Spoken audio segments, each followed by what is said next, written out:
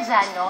Yan pa, yung pong pinagkakaabalahan ninyong mga kalalakihan dyan sa Taytay, talagang marami talaga, even sa mga ibang provinces, paborito nila yan. Kaya, swak kayo dyan. At syempre, bukas, abangan pa po ang iba pang mga surprise at magagandang tanawin pa dyan sa Taytay. Huwag bibitiyo. Hello po sa mga kapamilya natin sa Europa at ng Silangan.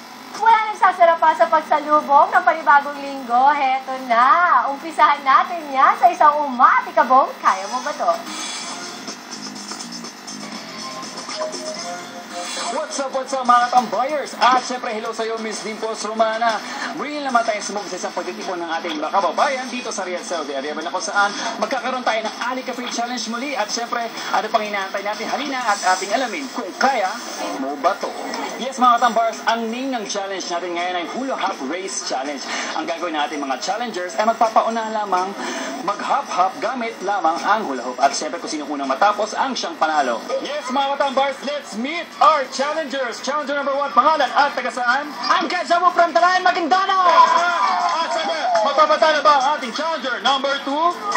Ashburn na, Gintulbungan! At syempre, ang tanong namin, kaya mo ba ito? Sumayan natin to!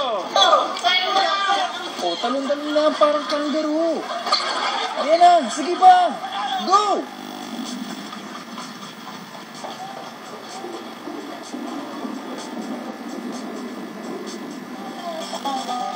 At ang nanalo ay si Kuya Al ng Cotabato!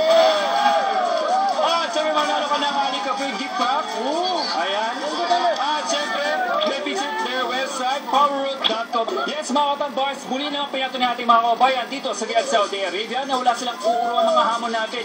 Kaya hanggang sa muling Ali Cafe Challenge natin, muli ako si Francis Vega, ang inyong heart of katambayer dahil close tayo sa TNT Connect! Maraming salamat po sa ating heartthrob katambayer. Talaga namang magandang pampagising yan. At hindi talaga matatawaran ang liksi ng ating mga katambayers. Heto pa, ang hindi matatawaran, ang palabas na po sa mga sinihang malapit sa inyo. Ito po ang pagsasama-sama ng mga wanang pagkain talent na hindi nyo dapat palampasin. Watch this.